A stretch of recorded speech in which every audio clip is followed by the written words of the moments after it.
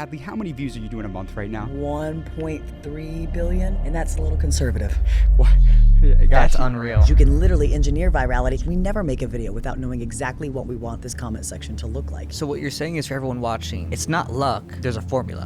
1000%. They always like to say, oh, I'm shadow banned. It's not the content. Never the content. People have been sold a lie that is keeping them small. There's someone out there, they want to be a creator, but they just don't necessarily know how to get started. What's the playbook? So we tell them to start with a method. And if you will never have an issue getting views. Sometimes the smallest things in your video can be the difference between 1 million views and 10 million views. And so if you can plant those things intentionally, that's what we teach people how to do. Why would you not put them in every video? Adley, if me and you died tomorrow and you had one more guiding principle to leave with the younger generation, what would that be? What's going on, everyone, and welcome back to the School of Hard Knocks podcast. I'm James, and I'm here with Jack and Josh, and we are for the first time ever in Nashville, Tennessee, with an incredible guest for you guys today. One of the most viewed content creators on planet Earth, Adley Kinsman. Adley, how many views are you doing a month right now? About 1.3 billion. And that's a little conservative.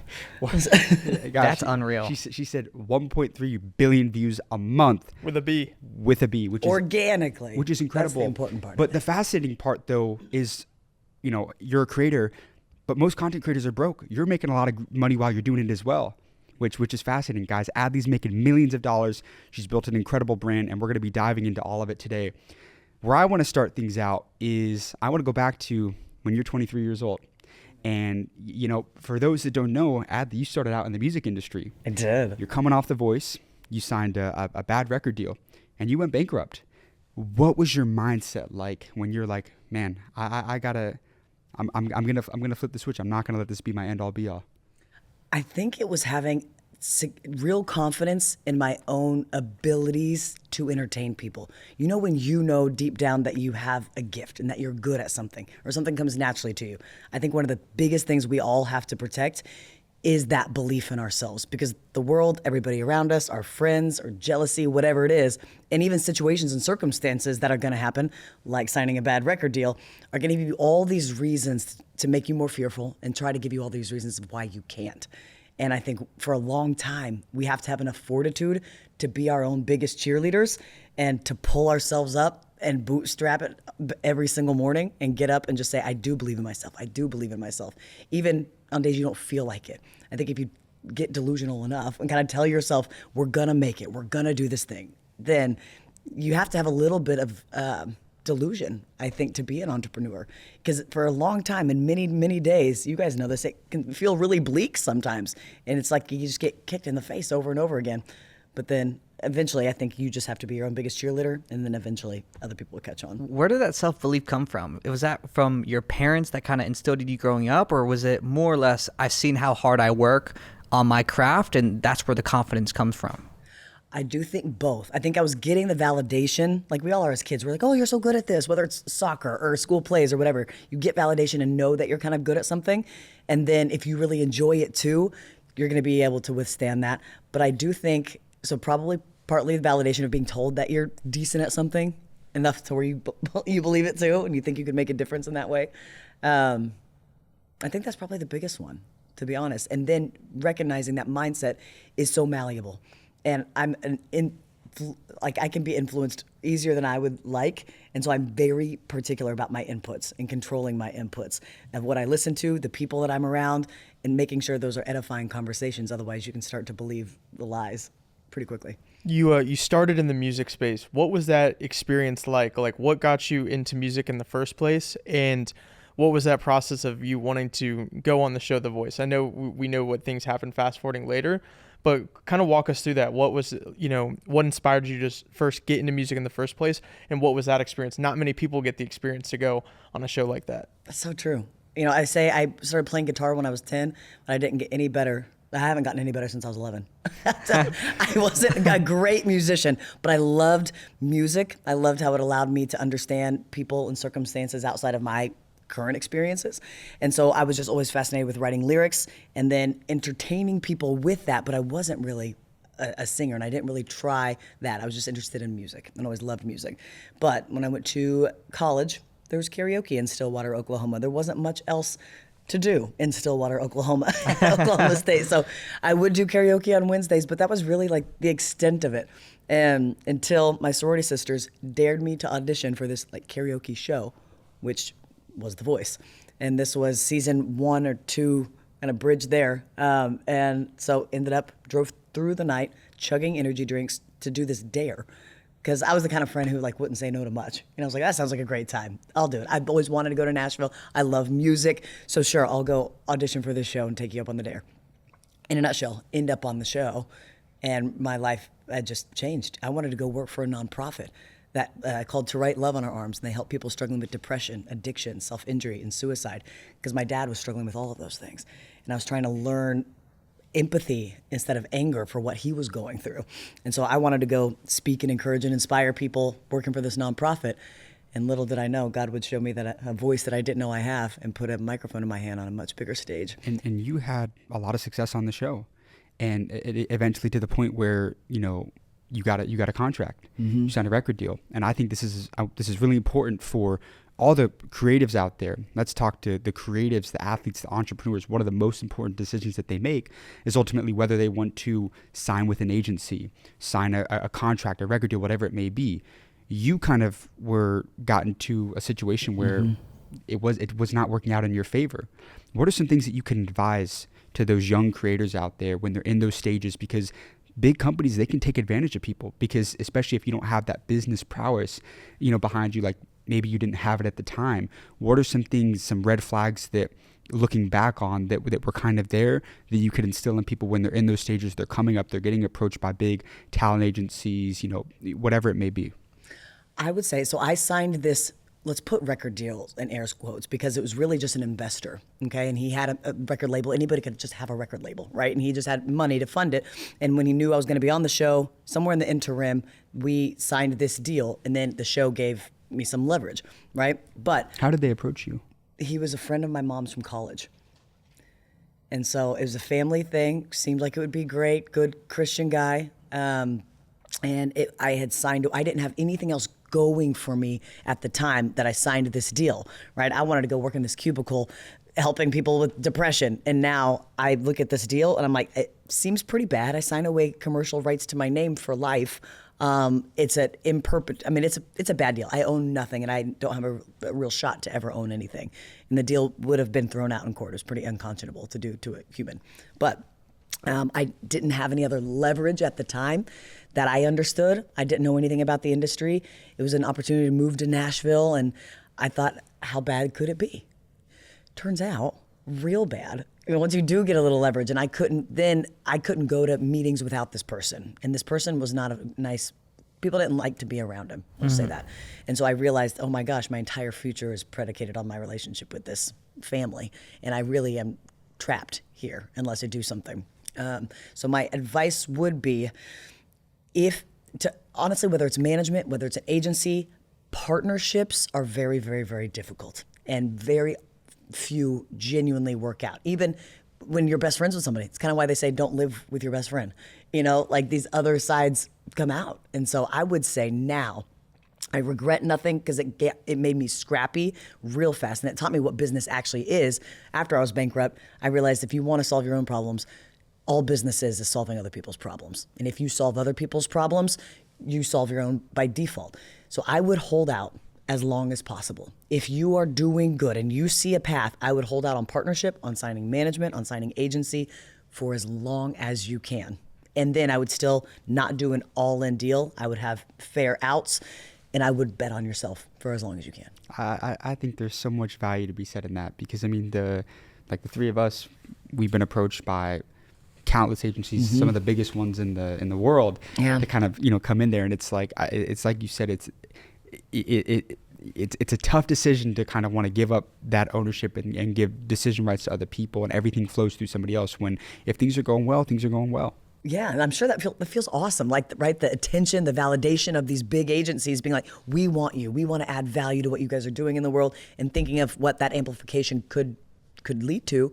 But at the end of the day, when you're just starting out still, like you've got so much runway still ahead of you, it's like you kind of want to see what you're made of first without having to take that outside decision making control. The worst decision you can make is an emotional one, you know, especially when you're getting that Yes. first attention, or maybe you're starting to get that gratification of all the hard work that's finally coming in. And there's also a saying that I love, is that everything I'm not makes me everything that I am. And we talk about like our journey and just like all the hardships we've gone through, and we talk about like, man, what advice would I have given, you know, younger James, younger Jack, younger Josh on what we would have done differently on the building of Hard Knocks.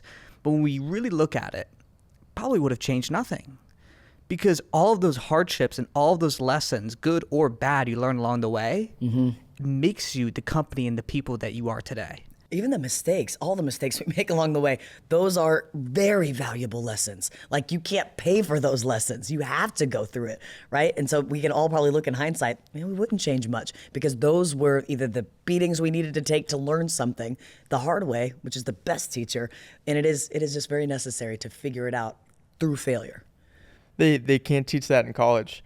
I remember that when we did our first interview with you, you know, James had asked you what were your thoughts on college, and you kept pointing to, you were like, sorry mom, but I don't think that college is like necessary in today's world, and it's just it's so true, is for the fact of, it's just like, hey, like you could go to like business school and they could tell you like, oh, this is how you run a company or be a manager and stuff like that, but you really don't know, like the guy or girl that dropped out of school and is like trying to do it day in, day out, they're probably learning way more than somebody just sitting in a classroom at like a university somewhere. I totally agree. I think I went to college, right? It was nice for the bridge between living with your parents and being fully in the real world. There's still like somewhat of an incubator where you get your feet wet and not like ruin your life or end up under a bridge.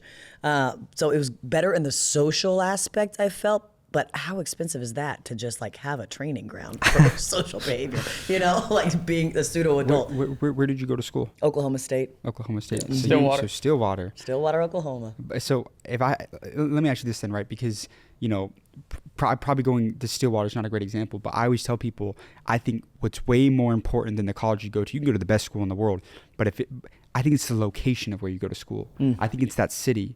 Go to a place like Nashville where it's moving. Go to a place like Austin where it's like moving. You know, we went to the University of Texas, and it's like getting out to like a city like that where there's proximity with people that are doing things, they're moving. It's like that's more valuable in my opinion than going to get a degree somewhere. Yeah, because nobody knows what you want to do at 18. You don't know what you want to do at 23. You have an idea of it, but very few people are going to be doing the same thing at 18, 19 that they are at 25.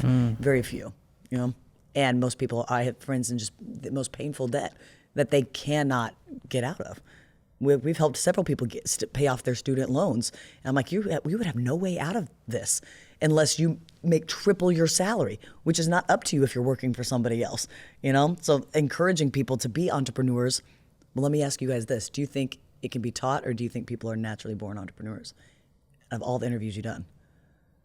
I think there's some people that have that innate drive, and they just have those characteristics were probably instilled in them early on, and experiences that they went through.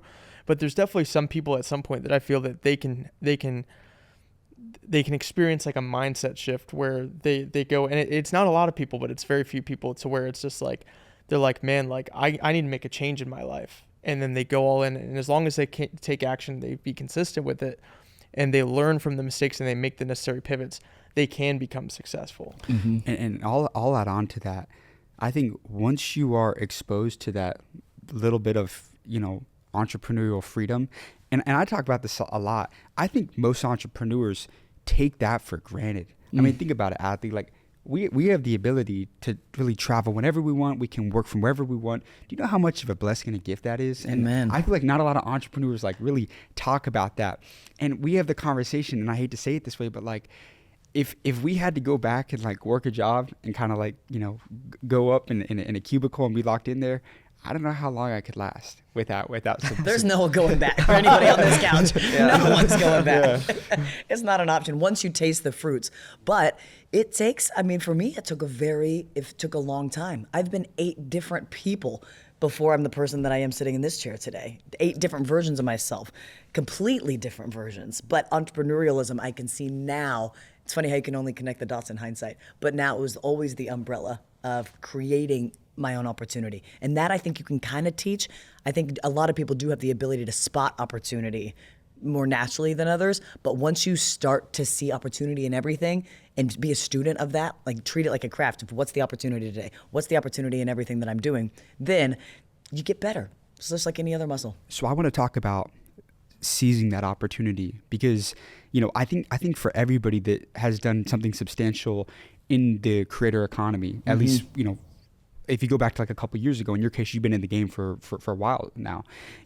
What was you said how long? I think 10 years. 10 years. What was your moment of realization where it's like, there is a real massive opportunity in the creator economy, right? Because we talk about, when we were building Hard Knocks, it's like, hey, there's a big lack of financial education. It's not taught well in school, and at the same time, it's like the creator economy. I think in 2020 it was like a $250 billion industry. So we're like, let's put the two of those together. What was your realization when you just saw the real power and opportunity in the creator economy? What was that initial kind of exposure to that, and where you like, I was gonna go all in? When I went viral, I put some chickens in a bathtub and grew 100,000 followers overnight. And so I was still a musician at that time. So attention to my album, attention to everything that was Adley at the time, even as a country musician. What platform was that on? Facebook. Still our bread and butter. Creators sleep on Facebook. You got to tell that story though. What happened here? 100,000 followers overnight. Like, you weren't just trying to go viral for viral's sake. You were trying to do it to market your music. Kind of. This was during bankruptcy, and a meme network here in town. So I used to have an office. You could throw a rock and hit it right here on Music Row. And so it's fun to be back down here. We're sitting on Music Row currently. But the guy who runs Be Viral, Jonathan Burden, still a very, very dear friend, he goes, I think you're funny, and I understand your frustration with not wanting to wait for a suit behind a desk to give you permission to be successful. And that was my frustration with the music industry, is you sit around, you wait for a publisher or a label. This was pre-TikTok, for somebody to notice you and say, you're good enough now. I'll give you a shot, and I'll determine if you can be successful. But that doesn't sit well when you know that you're good at it and you know you're meant to do it. So I started making videos, and I started doing it for this meme network. And when I first started making videos, I was learning how to do this because I'd never made videos, never done comedy, never done anything like that. So I started looking at Vine, and I started just copying, trying to get my muscle memory and do what everybody else was doing and try to figure out how to do it. Well, everything was tanking because it came across so inauthentic, because I was just copying. And so nothing's doing well, and I had to have a new video turned around by 6 a.m. every morning. And so it's 1 a.m, I'm exhausted. I put my little SD card in from the GoPro that I was filming on. He gave me a GoPro to film on. So I put the SD card in, and all the footage is corrupt. All of it. And I have to turn something in 5 hours, and I just spent all day making this bit. And so I'm crying, and my boyfriend at the time, we were very country, and he goes, Ad, why don't you just go get those chickens in the backyard and do something with them? They make you happy. And I was like, okay, I have no better idea. So I went in the backyard, and I got Ellen DeGeneres, Oprah Winfrey, Chick Norris, Shakira, they look alike. I got Bruce Henner, thought it was a hen, turned out to be a rooster. Got Bruce Henner, got all my chickens, and I put them in the bathtub and just improv'd this bit. And so my boyfriend just walks in on me, and I'm curling Bruce Henner's hair, and then I reveal all the chickens in the bathtub. Pretty silly, pretty basic. I turned it in. The meme company was like, what is this? I'm like, I'm sorry, all my footage was gone. And I kind of thought it was funny though. And so I put it on my Facebook page. Overnight, it did 19 million views. Overnight. I didn't know Facebook had an algorithm like that back then. Oh, yeah. Facebook had the algo back then? Oh, yeah, it did. Oh, my. So it had 19 million views overnight and over 100,000 followers. And I hate that my back had to be against the wall. I had to be that desperate for me to just be my dang self. And when I was myself and I did what I thought was funny and I did something funny with my chickens, that is what resonated with people. So that has been my guiding force. Did that kind of have that realization that like from now on, I'm going to kind of just lean on myself a little bit more here. I'm not going to kind of abide by what other people want me to do and lean into their guidelines. Like, was that kind of that profound viral moment that you had that realization where it's like, I know what I'm doing here? That was huge for me. It still is. I still get chills every time I even think about that story, because anytime I start to lose my way or be like, maybe I should do something more like this, or I start comparing myself, I just go back to that. And when I stick to my guns and my blue ocean, that is when things work, because everybody else they already got their thing. And I'm just gonna be a knockoff version of that. Where's the fire in that? Where's the novelty there? So the more We can create our own lanes. The more you can create your own lanes, the better off you're going to be. And I think a lot of creators right now are caring a lot more about optics over ethics, right? Everybody's just trying to make a quick win, quick buck, and so buck, just trying to make a quick buck. So people are just copying other people and creating slop out there instead of really taking the time to learn a craft. And they're wanting to just go from the bottom rung of the ladder to the top rung of the ladder because the creators they look up to make it look easy. You guys make it look easy. You look at my videos that make it look easy and simple. But this is 10 years of refinement. It's like writing a good song. It takes a lot of work to make a complex emotion sound that simple and write it in a way that it is. And this craft of entertainment, of getting attention is the same thing. And so I would just encourage everybody to not prioritize optics over ethics. Yeah, they see the interview with a Tom Brady and a Shaq. They don't see the hours of going downtown day in, day out trying to interview a bunch of people. I want to talk about Facebook for a second because your viral video came on Facebook. And I feel like most people that create content today, they sleep on Facebook. They think it's outdated, like there's not enough. And like the three of us, like we caught our first like big monetization break on Facebook. That allowed us to like for several months like pioneer and build our business because of like them trying to compete with TikTok. And so like I want to hear this from you, like how important is Facebook for creators? And I'm saying this because I think so many people sleep on it. And just to add in there, 4 days ago we just had a 4-minute long video. This is like 8 million views right now. Yeah, so you can't go ahead though. That's what it is. Facebook all day. I'm the most viewed, as of last I was told, the most viewed female producer in Facebook or Meta and Snapchat history. Wow. Not my face and everything, but we commission, we direct it, and we have a network of things that we've created over the last 7 years that are still just in circulation. You know. Congratulations, seriously. Thank you. But a single video, like I can show you a screenshot from our Facebook business manager of a single video doing over $250,000. That took us less than an hour to make. And at our height, we were making 18 Facebook videos a day, 15 actors on full-time staff. So you made 250 racks off of one video. Off of one video. Off of a Facebook video. Off of a Facebook video. And that was all on Facebook. I know that's earned more because that's just the screenshot from one post of it. We've posted it 40 plus times. It's been all over Snapchat. It's been everywhere and it's still earning money, you know, but that's just one screenshot. So it does take one video to change your life, but that one video, I think, changes your life in the way of showing you what's possible. It shows you that confidence of, oh my gosh, I can do this. Because you still have to show up and you have to be consistent with it day over day. And over time, that's what's going to change your life. But it takes one video to get that jump start. So I'm curious, if someone out there is, they want to be a creator, but they just don't necessarily know how to get started, what's the playbook of like, hey, if you want to get to your first 10K followers, do this? You have to it has to be something you genuinely want to do because it is not going to be easy at first and you will get discouraged. We like to say everybody has at least 100 bad videos in them that they have to get out. So don't make stuff that you hate and isn't going to make you jump out of bed in the morning. And most of us are multi-passionate people, right? And so where we watch in the viralish community, a lot of people get stuck is, do I make content about law or I'm a doctor but I'm really interested in baskets? Like what? They don't know what to make content about and they get stuck and they spin for months and months, sometimes years. And so we tell them to start with an SRS model, 5-6-30 method. I would tell any creator who doesn't know where to start to do the 5-6-30 method, which is pick 5 of the things that you're interested in that you could want to make content about and make 6 videos in each of those 5 buckets. And you're going to post for 30 days, 100% unattached to the outcome. Do not delete anything. Do not even look at the videos. Don't look at the data until the end. Just bank those 30 videos and then post 1 a day. 6 videos in each of the 5 styles. And at the end of 30 days, you have thoughts about what you created, right? Maybe you were really excited about bucket number 1 and you now realize that's unsustainable for my lifestyle and holy crap, that was hard and I don't want to do that anymore.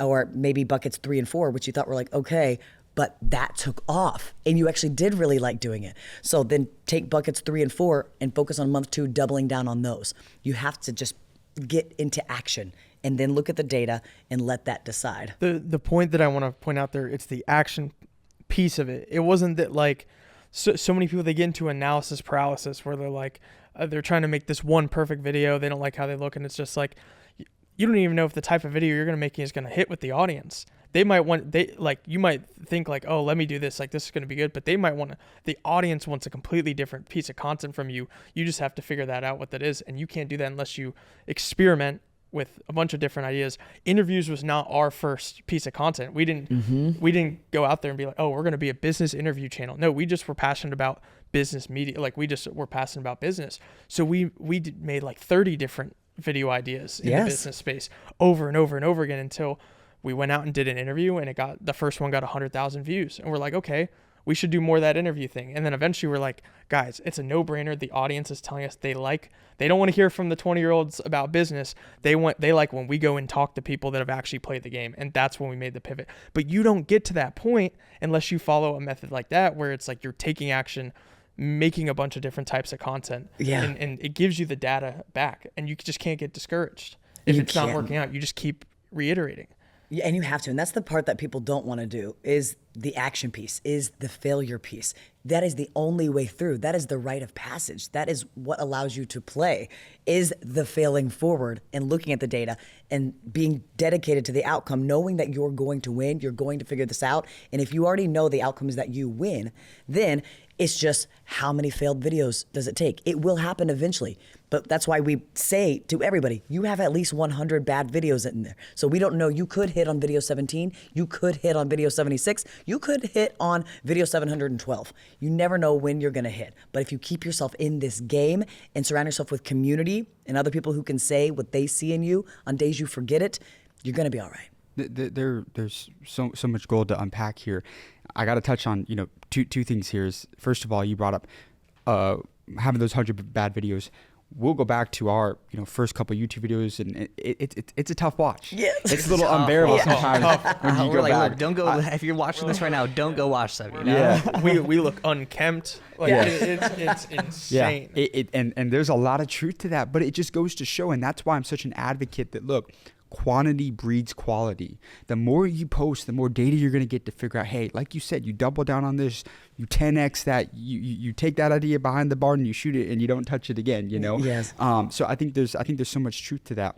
And then the other thing I want to touch on is, again, you just have to stay in the game, because for some people it is their 100th video. The amount of successful creators that I've talked to where I like to ask them, I'm curious, how many videos did you post before you had one that went really viral? And oftentimes it took them 50th, 100th, 200th. I tell everybody, Adley, when we have 7.3 million followers on Instagram now. When we posted 400 times on Instagram and had less than 50 followers. Wow. But that's the thing. Now, granted, before I started the School of Hard Knocks, I had grown a personal channel from 2019 to 2020 on TikTok to about 800,000 followers in 10 months. So I knew the capability of short form content and how to go viral. Now, that was having that with Hard Knocks and understanding that it's like, I learned the fact that if you're just consistent, if you're feeding stuff to the algorithm, something can pop as long as you're diligent about making pivots, trying different things. Where I wanted to kind of ask you was, you're hearing that in today's world, the two biggest opportunities for people are AI and building personal brands. In terms of somebody wanting to build that personal brand, when you're kind of advising people, right, how much of a focus, and I know that you touched on this a little bit, but I wanted to kind of just really get your thought process on this. People are like, should I make just content about, I'm a real estate investor. Should I just make real estate content? Or are you more of the advocate of them throwing videos in about having different content pillars, like about family and faith and real estate and money and talking about their bad investments? Like, what is your thought process on building a real good personal brand? We are all multidimensional people. And I'll give you a case study, actually. One of our clients was Brian Mark at The Real Brian Mark. He was doing about $6 million a year as a business coach to fitness trainers.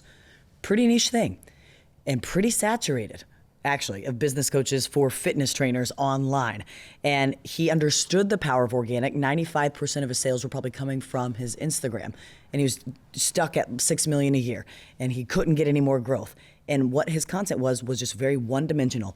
Yelling aggressively at the camera all the time. That's the only dimension of Brian that we saw.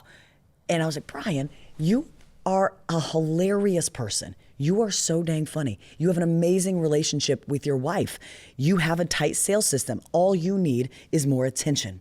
And we're gonna get you more attention by not being just the aggressive yelling business coach all the time. Because if I'm somebody who's scrolling and I don't like being screamed at, I'm gone. That's attracting a very small group of people when you are a dynamic human. So all we did for him, talked to him 1 hour a week, and my whole goal was tweaking one thing, and that was his top of funnel content to show these other parts of his personality, these other parts of his life, his relationship, his humor, the back end of his finances, all of these different dynamic pillars that we're going to talk to tangential themes around his core avatar and just broaden his message.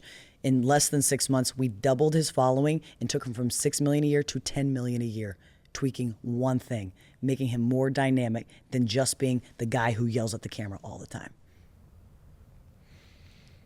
Wow. It just goes to show you, we love the saying, where attention goes, revenue flows. Amen. And you asked earlier where I first was the creator economy is that when COVID happened and everybody is on their phones like this, we went from averaging 20 million views a week, which I was already stoked with, to over 200 million views a week.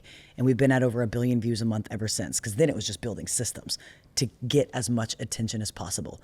And this was coming from a mentor. And he told me, Adley, I was trying to niche down. And he goes, do not. He goes, go as wide as you possibly can, and then you can niche down and do whatever the heck you want. Who's your content mentor? Oh, I have several. I got started from a guy named Rick Lax, who owns a pretty big network on Facebook, and he's a magician by trade. And he taught me how, as a magician, how to hold attention, how to say, hey, everybody, look at this crazy thing while you're doing sleight of hand over here, which are retention tactics and engagement tactics and all the things that we teach in Viralish. But he, as a magician, has a really strong skill set for getting people. I love what you said about the retention tactics. One thing that we preach and to kind of relate it to our interviews is sometimes the smallest things in your video can be the difference between 1 million views and 10 million views. For example, somebody has a dog in the video and it's going crazy in the background.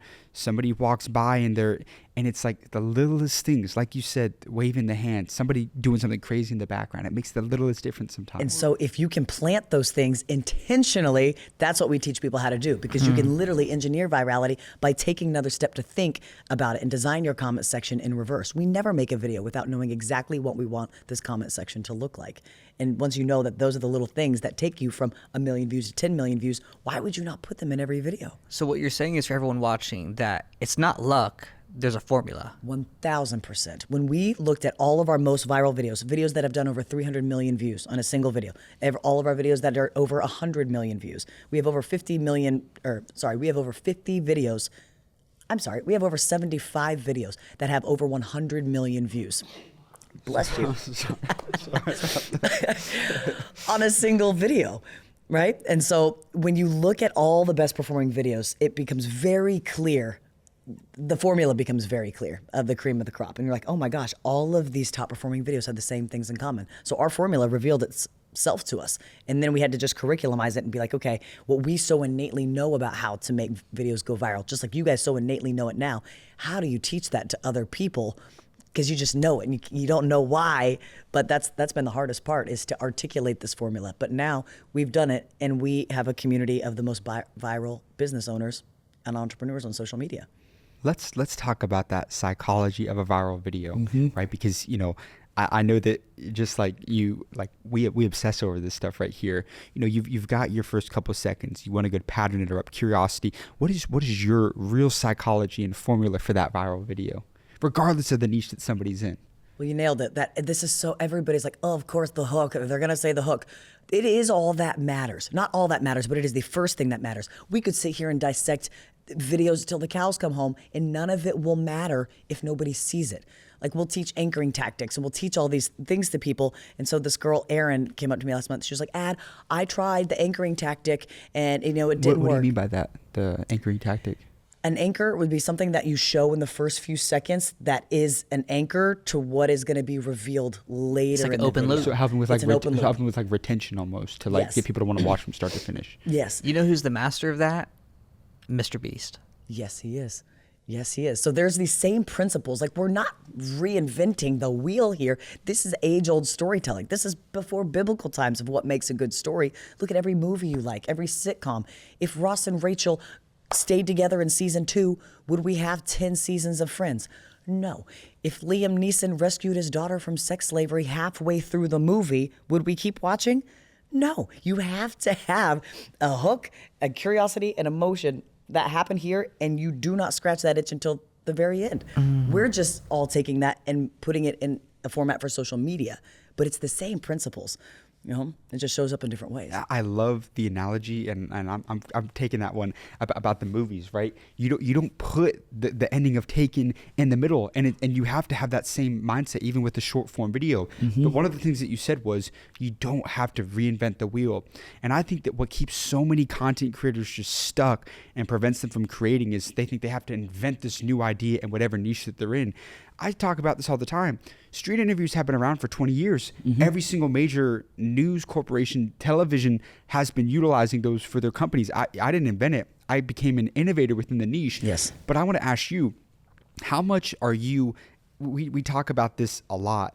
You know, when I was building my personal brand on TikTok and went from 0 to 800K, I would spend an hour plus a day, and people say doom scrolling, where you're just scrolling, but like finding like great videos that people were doing to try and, you know, get some inspiration from them and how could I add my own creativity to this type of video.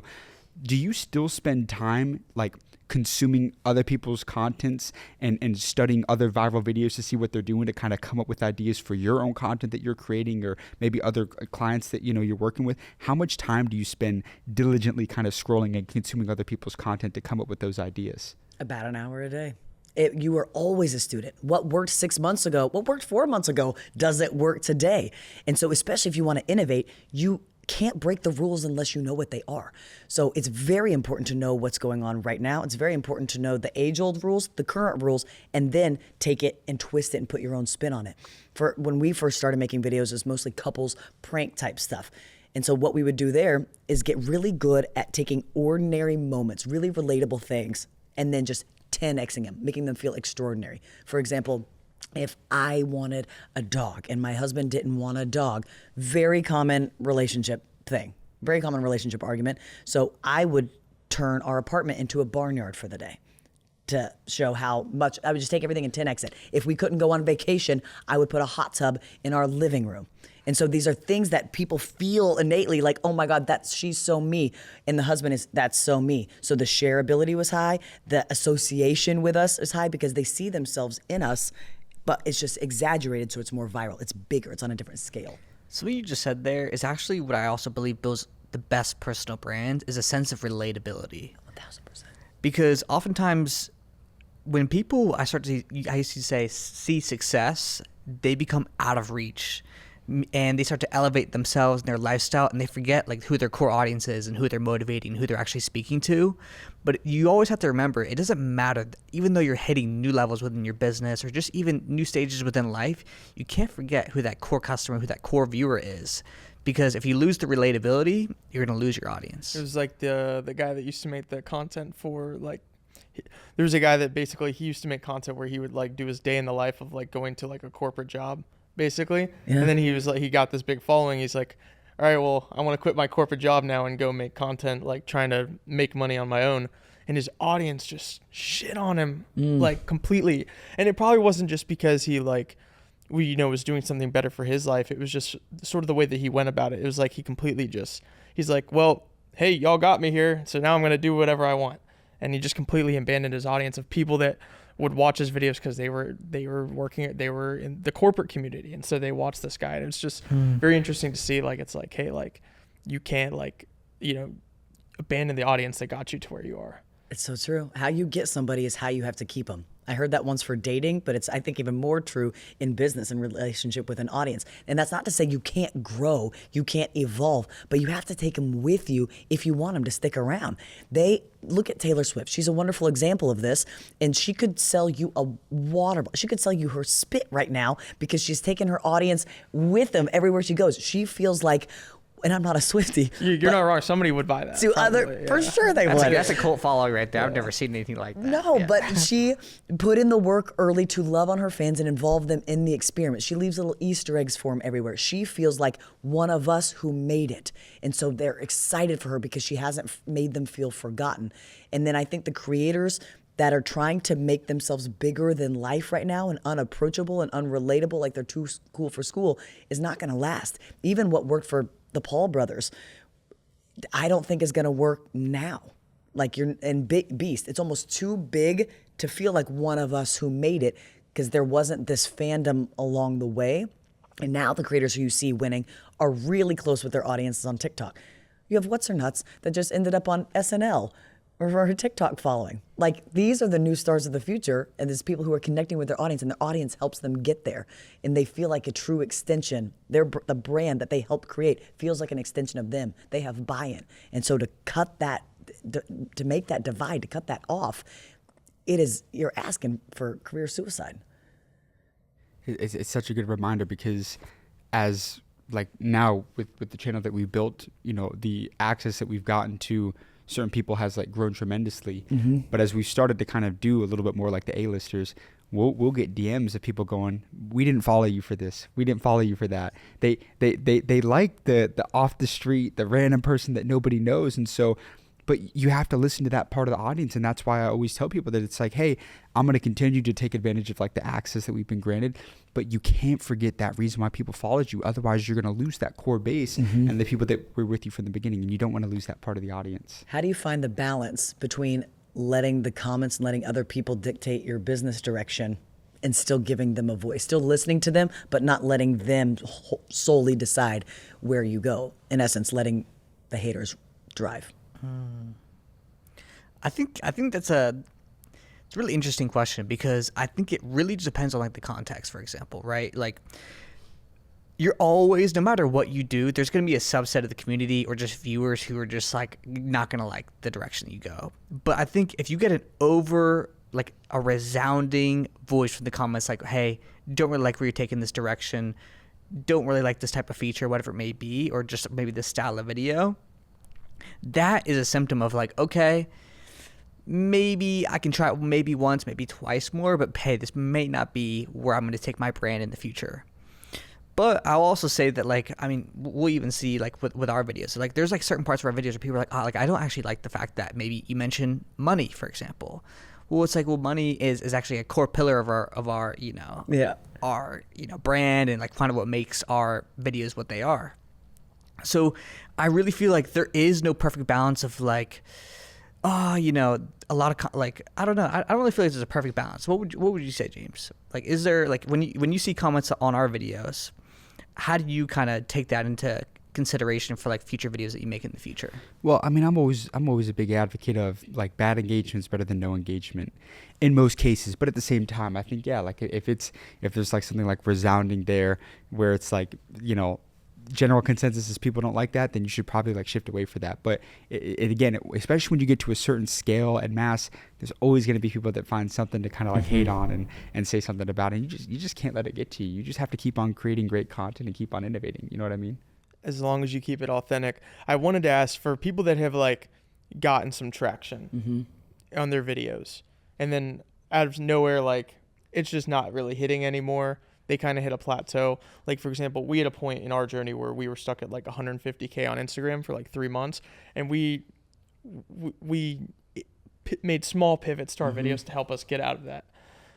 But for people that kind of go through that like plateau, like they always like to say, "Oh, I'm shadow banned," or it's not the content, never the content. I'm shadow banned. The algorithm changed. The algorithms changed, and now my content doesn't hit. It's like it's anything but the content sucks. Anything but their fault. I'll just say this: the best comments to read, and it's awful I'm saying this, is the head of Instagram. If you read his comments, it's always like, "Why are my videos getting no views or anything?" You go check out the videos of their profile, and I'm just like, well, 300 view jail. Have you looked at the content you're making? Like, it honestly makes sense. But the thing is, they think the content is good. They are precious with it. But if you want unlimited access to distribution, you don't make what you want to watch.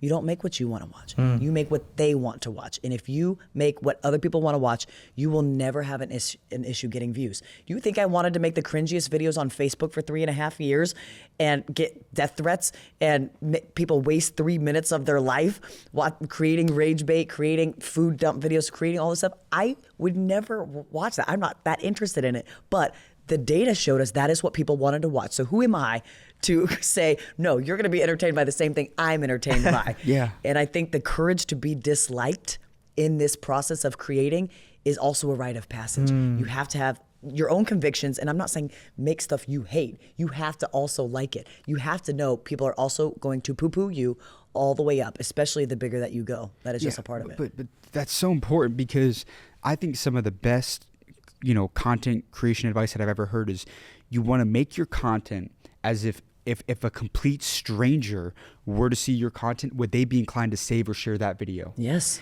If you can do that and remove your emotional attachment, oh, I look so good here, and get out of that mindset, it's like you are going to be so much better off. You have to think about, if a random person saw this, would they care?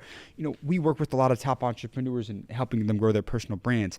And I'm going to cuss here, I'm sorry, but I'm just going to say one of the best things that I can tell anybody is stop making the assumption that people know who the fuck you are. No one knows. No one knows you. Nobody knows who you are. Even now with well, as you guys know, and that's the hook of the video. That's exactly. the hook of the As you video. guys know, I closed my last deal, and it's like, dude, you got 5,000 followers. Oh, yeah. It's crazy. I say, look, even now with 17 million followers, I'm still making this as if people have never seen. That's why it's always a walk up, or who am I here with today? And it's like, I'm always trying to, I always have that mentality that you want to make it as if they never have seen you before, and you get them in, Because you're a pro.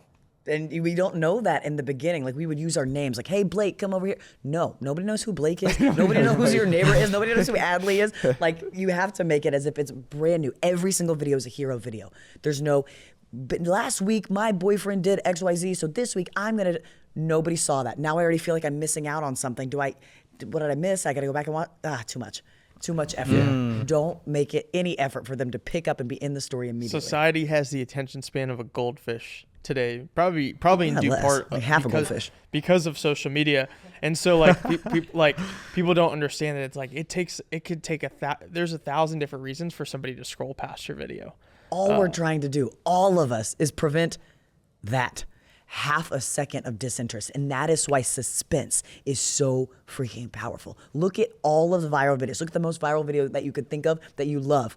Now watch it as a student and look at what was at stake and how high the suspense was. And that will be why you watched that video. And that will also be the reason it went so viral. I have to give you your flowers as well, because you did a call in our entrepreneur community that we had. Oh, yes. And there was one that just came to mind, but even just throughout the entire call, like, I'm the same way. It was like, I'm such a student. That's why I love this conversation. Mm-hmm. And when you meet people that have just had so much success in content, it's like you want to be a sponge to them and what they're doing and what they've learned about it.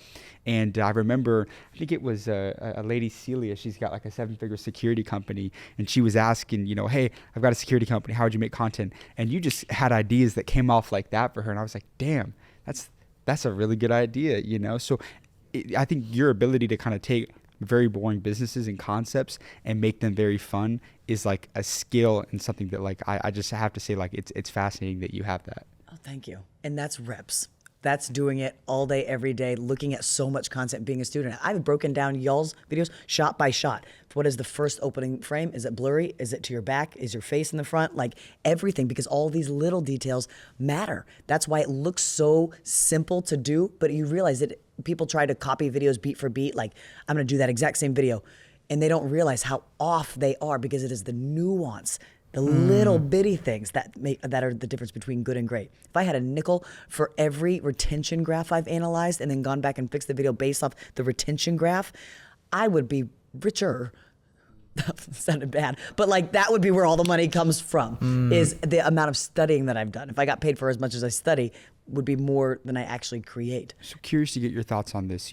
I'm the same way about content in a lot of ways, that I'm very analytical, and I'm always curious about, like, everybody's always going to have a kind of a different answer, right? And obviously it's you mentioned the Instagram CEO, he's been pretty transparent about, like, hey, what drives performance in content, from my understanding is, I always think of the most important metric on social media is watch time and completion rate. The platforms, TikTok, Instagram, Facebook, YouTube, at the end of the day, they're competing against each other. Mm-hmm. They're going to reward the creators that are keeping people on their platform watching content longer.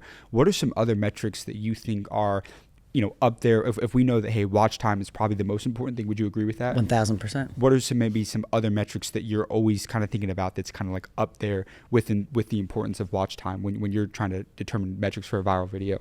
I mean, he really stole the golden goose. It is watch time. That's why we made these videos that wasted 3 minutes of people's life. We were making so much more money every second we held you on the platform. So if you want to optimize for anything, watch time.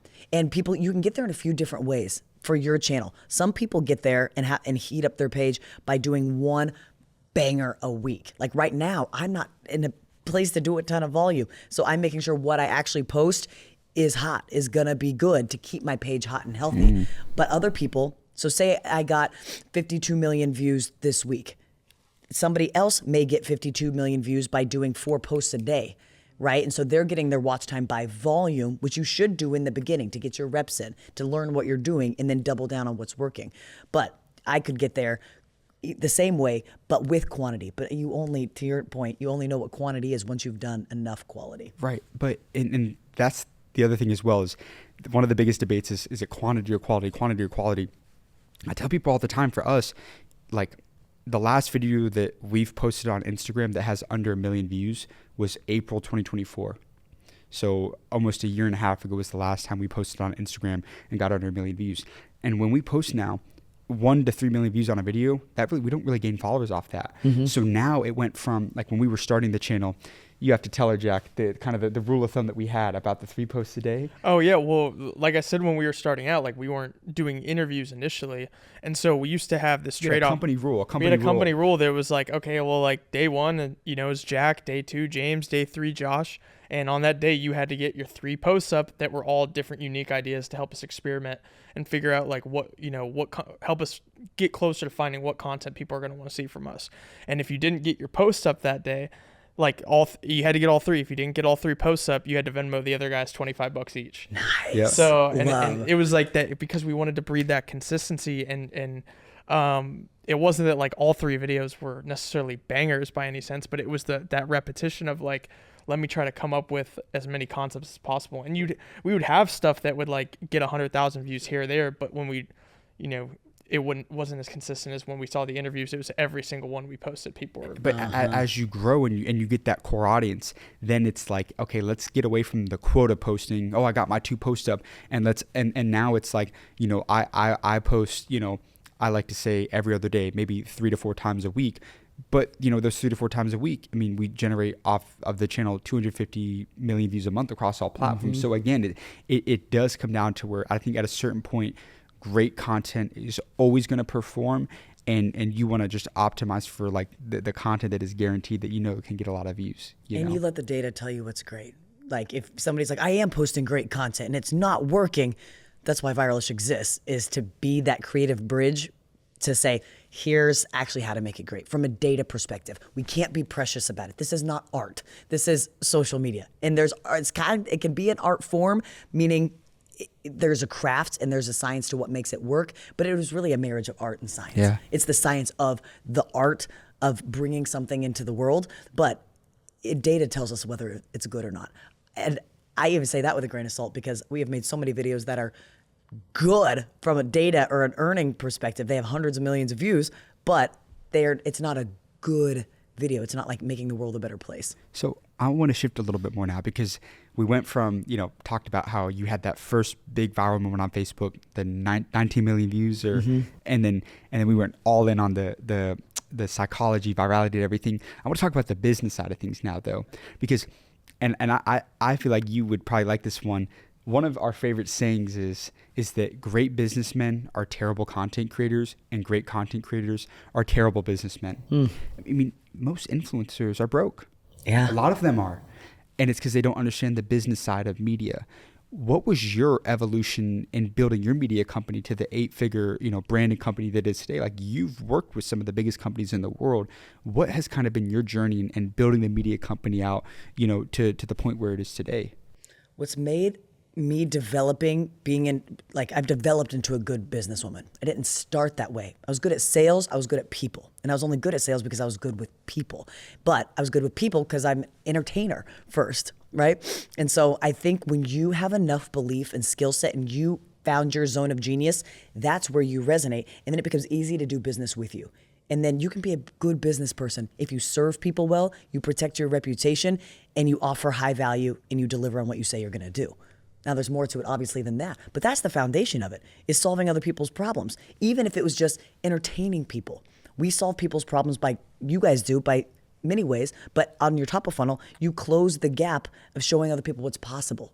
You bring the most aspirational people in the world down to bite-sized accessibility that they get a little bit closer by watching your page. They get a little bit more educated. When we started, we were making videos that entertained people, mostly during COVID. We made them smile more. So people come to my page and they knew what to expect. They knew they were going to laugh or they were going to feel seen or a little bit less crazy, because I do a lot of self-deprecating humor, right? So you're solving a problem for them, whether it's a business problem or on the emotional spectrum somewhere. And then I think even as a content creator, I was just telling James and you guys before we started, I've talked myself into a desk job building out the business, because it is harder than just making videos. But if you make great content and that is your front end, building the business becomes a lot easier if you're great at one thing first.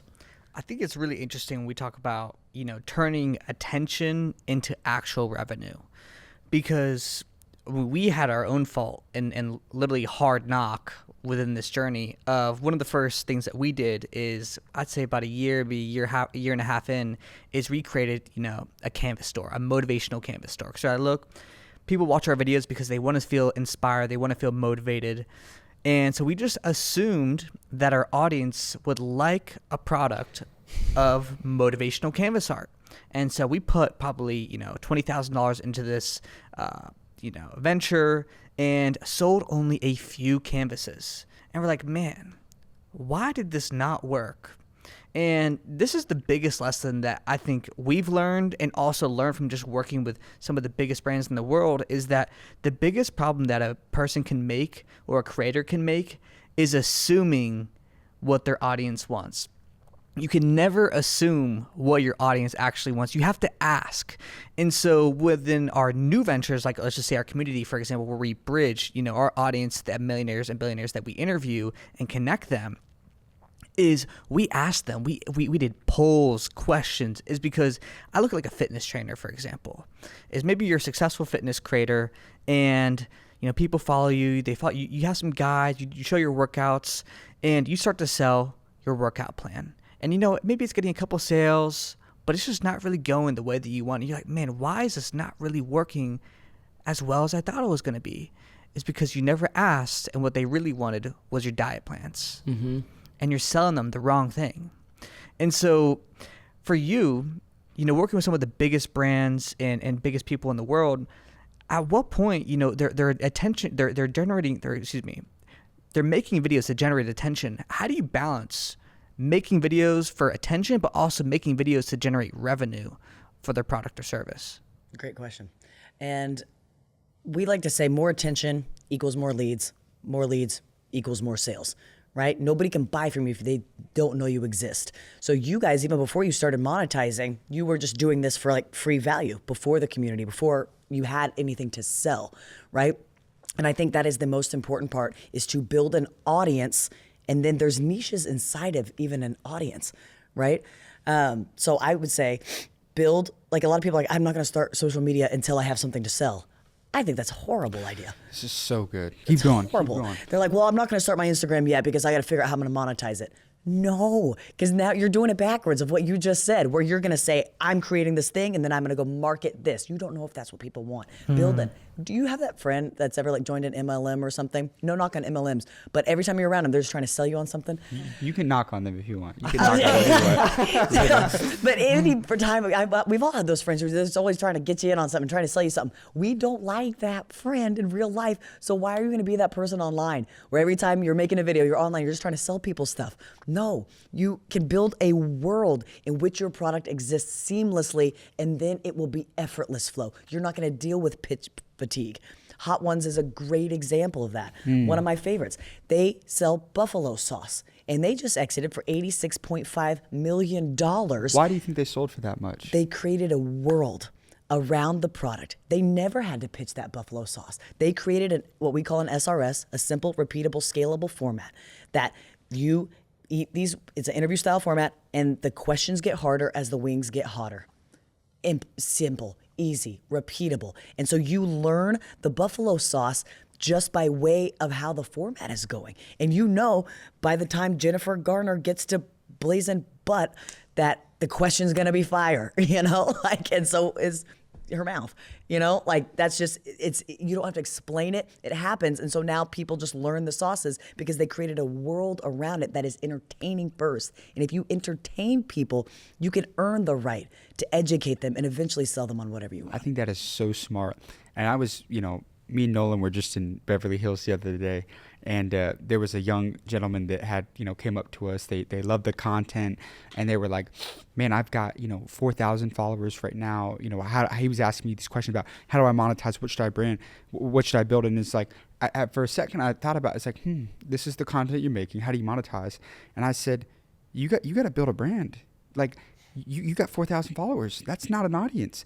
Double down on building a brand. Now, in our case, we didn't launch like something until we did have millions of followers. And I'm not saying you have to wait until then, but like get some raving fans, like build that brand. It may take a couple years, but media is a long game. Accept that, come up with some other ways to make money off the content in the meantime. But when it comes to like really selling or building a product out, if you got a couple thousand followers, audiences, it's hard to convert off of just that many people. You want to build a big brand first. That needs to be the emphasis. I agree. And there are the people who will die on the other hill, but I think we can all agree that most people have been sold a lie that is keeping them small.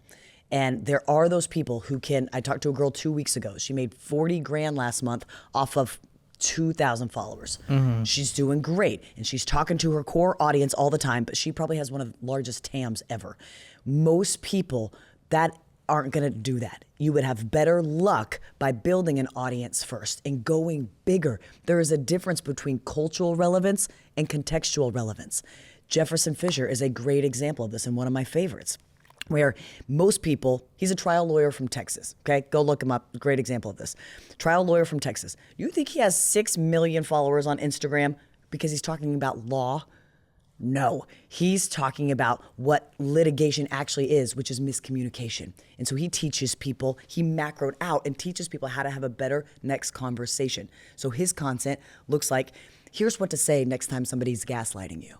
Here's what to say, or if your wife ever says this, here's what to do. And it's something every wife ever has said. He's talking about something that is relatable to literally everyone, but it's macroed from the basis of what he's learned and his expertise. So his funnel is natural, right? Went audience and then niche.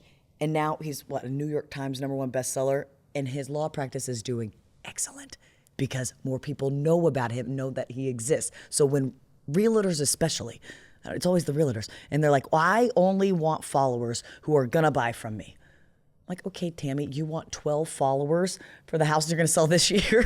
No, build a brand so when I'm ready. So that customer's going to purchase from you once a decade, basically, if that. Maybe not. Right. So I'm like, Becky, go bigger. Be a realtor so when I'm ready to buy a house, you're who I think of. Or my friend's looking to buy a house, so I send her your profile.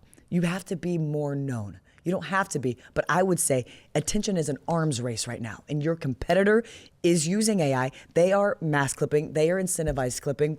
They are using synthetic content to go be more known. Because if I offered you 1 billboard in Nashville or 100 billboards in Nashville, and they're free, which social media is, which one are you going to take? 100 billboards, because that's the person who has more attention. So they're most likely going to get the business when the time is right. I want to touch on the realtor example because I think it's a good one because it piggybacks off your point about total addressable market. Most realtors, when they make content, this can go for anybody that makes content for a local market.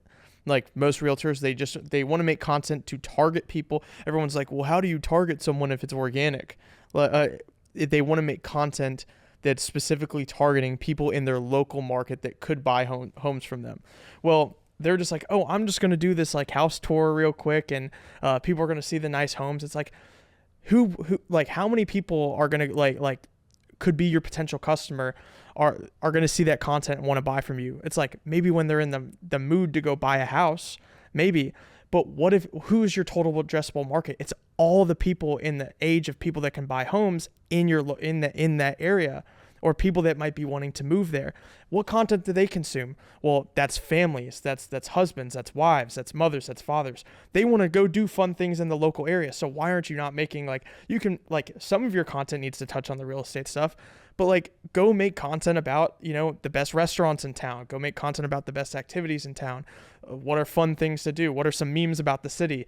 And all those ideas can captivate your entire total addressable market. So now when, you know, somebody that followed you 3 years ago is in the mood to buy a house because they followed you because you found the best fajitas in town, well, you post a video with a nice house, you know, three, 4 bedroom house, and now, like, they're your customer. But they never would have been if you would have never made the fajitas video. And that is one of the hardest things to get people to do. When we teach people how to make viral videos and top of funnel content, that's really where we over-index, because most people, they're good at being the expert. They're good about talking about their thing, but they're staying too small. They're so focused on conversions, they're missing the bigger picture, which is we are in the greatest wave of free advertising that the world has ever seen. So go a little bit wider and do yourself the largest favor ever of becoming known.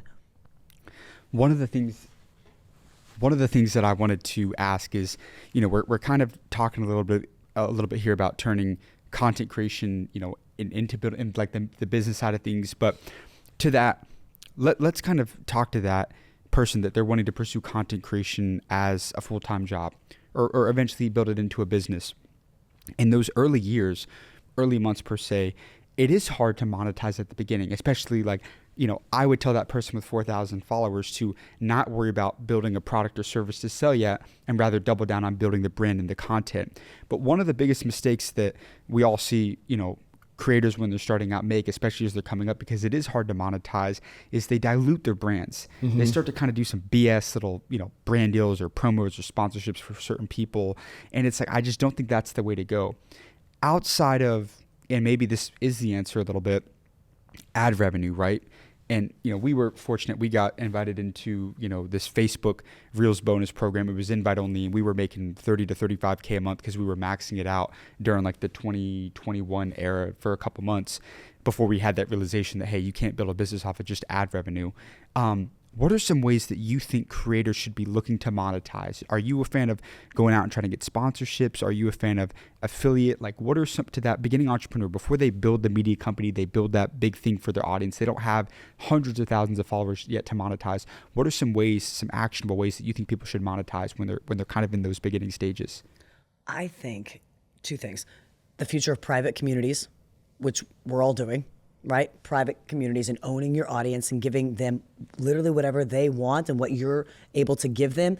Serve the younger you, somebody who's 2 steps behind you. I teach people how to make viral videos because that is what I know, like the back of my eyelids, right? So whatever you're, first become an expert in something, be really good, have some value to offer, and you can build a private community. The second prediction the second prediction I guess I would have is really the future of UGC, where your followers don't matter, but you're good at creating content, right? And then so you're gonna make this content for a company. AI is getting really good at making UGC. Really, really good. And so unless you're really great and doing something AI can't really replicate, which is maybe 10% of UGC creators are that good, then I think there's going to be a huge change up there. And I would advise creators to go become the face of a company. Viral's is full of business owners and entrepreneurs who are not the best fit to be the face of the brand. And we know that brands have to start acting more like content creators and less like companies online. And they need a face. They need somebody to go do the man in the streets. They need somebody to do the simple, repeatable thing and create the world, right? So as a creator right now, find something you're passionate about. If it's sports betting, go make content in sports betting and do high stakes viral style videos in sports betting, and then do it as the face of a company who's going to give you a lot of leverage, who's going to give you the money and the support to lift your personal brand. Now you have leverage. You can go do this for multiple companies, right? And that is going to be a more solid foundation for you financially than hoping to get a UGC deal here or here or here. I would go be the face of a company, because all of these companies that I'm talking to want to bring a creator in-house. So you're going to make a lot more money right away, and you're not going to have to work as hard. You're still going to work really hard, but you're going to know where your paycheck's coming from while you're putting in the time to get the skills. I wanted to ask, there's a gentleman, I would consider him to be one of the greatest like internet marketers of our generation. I don't know. Have you heard of Neil Patel? Yes. Neil Patel, incredible internet marketer. He's worked with some of the biggest brands in the world. And, you know, I saw on a call that we were actually on with him where he was asked, what do you see as the future of content creation? And he mentioned that he thought it was the globalization of content. And I think that, you know, to touch on that for a second, you know, he's true. Not only is it doing, you know, sub channels and sub languages and doing that, right? Mr. Beast has done that. A lot of other big companies have started to do that as well. We have tons of foreign channels, which is very smart. And even like another thing that we've done and that I've noticed is like when we went to go do interviews in Dubai, our content was being pushed to millions of people in the Middle East, and you just tap into an even wider audience. It's like you can't stop growing if you're like going to do that. And so a big focus is like I want to go do international content in a whole bunch of countries. I'm curious for you, are there any other things that you're thinking about in the next 3 to 5, 10 years? I mean, I know that you've definitely touched on some of the points about AI and the clipping. What do you see next 5 to 10 years are going to be huge opportunities for content creators, things that are going to change in the creator economies and new opportunities that will arise for people? Creators creating their own products, different than we've seen with Prime and things like that. But I think it's the rise of like the micro creator in these small subsets of communities and private communities. Like you can build something to sell, even the smallest niche, and make fantastic money. Most of the creators that we work with are making what people would get for a salary from their degree. We're talking multiple 6 figures and 7 figures a year after just a few years of getting really, really good at content creation. And they're picking what they're naturally great at, or they're becoming the face of a company and crushing it, right? So I do think you don't have to grow to millions and millions of followers. I think you need to focus on building true authenticity in relationship with a group of people, and pick something with a larger total addressable market. Why not? Why pick something so small, right? But what is the bigger version of that small niche that you're an expert in? How can you go a little bit bigger so that you can have more opportunities? Because what you sell your first year in business is not going to be what you're probably selling year 4. You will have to change and adapt with the time. So your relationship with that buying audience is more important than anything. And then I had another one, but I think I lost it. Globalization, verticalization, and multi-channel strategies. You know, like we have multi-channel strategies now, but we haven't done it necessarily for Adley brand outside of Adley in Espanol. We have a creator competition reality show that we're building right now. That's going to be a different version of it. Then we have Adley Reels. You have Adley Longform, Education Adley. You know, but I think you're going to find, if you are, again, a multi-passionate person, you can have these subsets of audiences. That way you don't have everything all in one channel, which is going to confuse the algorithm, it's going to confuse you, and confused people don't buy anything. I'm curious, do you think that we're going to continue to kind of see this trend of these, you know, media companies, like, you know, you brought up Hot Ones, I think was a great example where, you know, essentially what was sold was they built the word around the product, but that audience is what they bought for 80 million. You know, I don't know if you know, Daquan was like the meme pages that sold to Warner Bros for 84 million. Yes. Barstool sold for hundreds of millions of dollars. Do you think that there's going to kind of continue to be a trend, and, you know, private equity companies or these big, you know, media holding companies continuing to buy a lot of these creators, especially as you bring up, you know, you own the audience, you have that private community, maybe there's other businesses around. Do you think that there's going to kind of continue to be a trend in that space? 1,000%. Why? We're flying to Madrid tomorrow to talk about it with one of the biggest music and entertainment companies in the world. It is a meeting of the mind of entertainment executives and creators coming together to have this very same conversation. And they're like, listen, we have a ton of money, literally limitless budget. Where do we put it? People with a lot of attention, right? And they're looking at brick and mortar. They're building out hotel groups and bridging entertainment with creators. One of these hotels that Universal is building in Sao Paulo, Brazil, is backing up to the soccer stadium, and all the rooms on this side are box suites. And they are filled with items and limited drops and things from Universal Music Group's artists, and things you can only get and experience in this hotel. And then how can we incentivize creators to, hey, I'm Justin Bieber, I'm doing a pop-up show here, And how can we get 25,000 creators to this hotel in the next 24 hours? It is going to be a very interesting mix of data, interests, interest-based marketing, ad networks based on interest and engagement algorithms to mobilize people and not have the Biebers of the world feel so far away. But I now feel like I'm attached to this artist. I have a piece of, I got in on this limited drop. I was at this event and chosen. I feel closer to Universal. I feel closer to Eminem, to the artists that I love. And that is the bridge that we're trying to build, where people feel a part of a world now more than just looking up to this artist in the sky the way that it's historically been. I think the bridge between artists and fans is going to get closer and closer. And so if you're an artist or a musician and you want to be above all that, I think your time of relevancy is very limited. Well, I think it's also just a testament of how people are buying and consuming nowadays. More than anything, like traditional media is dying. Like you look at like just like the traditional news outlets, newspaper, all of that. Like how people are consuming content is completely different. You know, people are getting their news from Twitter and Instagram now.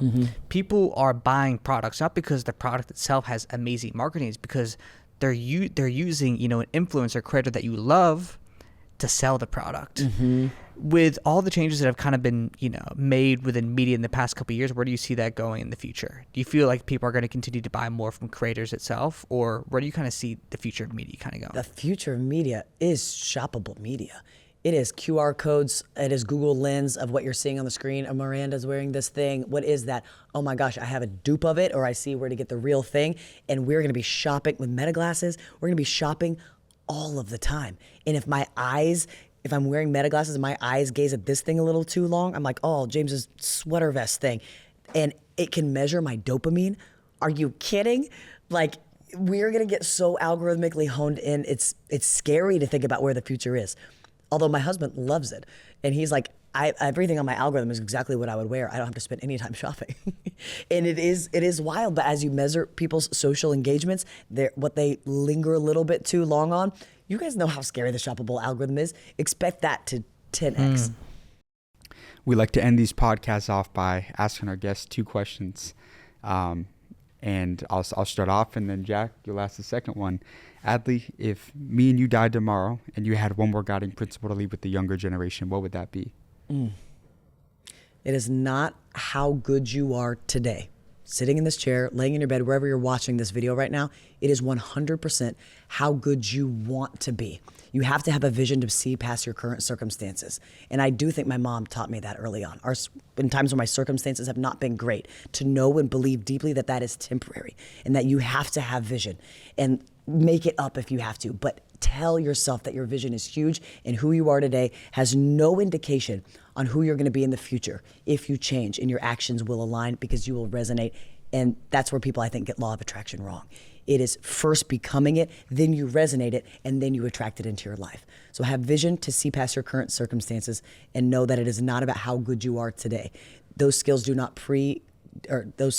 disqualify you from the future that you desire. It is very, very possible for you. And Adley, if today everything was all said and done, what legacy would you want to leave behind? How do you want to be remembered? I hope that when people either consume my content or were around me, that I made them feel more confident. Whether it was confident in their silliness and the things that make you unique, that me and the way that I live my life could be representation of what is possible and everything that God can do in a life when you don't take yourself too seriously and you just trust the path and stay committed to your own authenticity and ability, and that I was somebody who paved a path for them. I love that. Incredible advice. Just an insanely valuable conversation. Adley, thank you so much. Thank you, friends. We appreciate you. For everybody watching right now, be sure to like and subscribe for amazing content, because every week we're bringing you guys the best and most fascinating business owners, content creators, entrepreneurs in the world to give you guys the secrets on how to become successful in today's world. We're going to put the link down to Adley's content and her channels for you guys to go check her out. And as well, guys, we're going to put a link down in the description to become a member of the #1 most powerful entrepreneur community and network in the entire world, the School of Mentors. We've got over 6,000 members in there that get to hop on live calls every week with the millionaires and the billionaires that we interview, where you ask your questions to them on how to become successful and how to build your first $1 million business. So we can't wait to see you on the inside. With that being said, we'll see you in the next episode.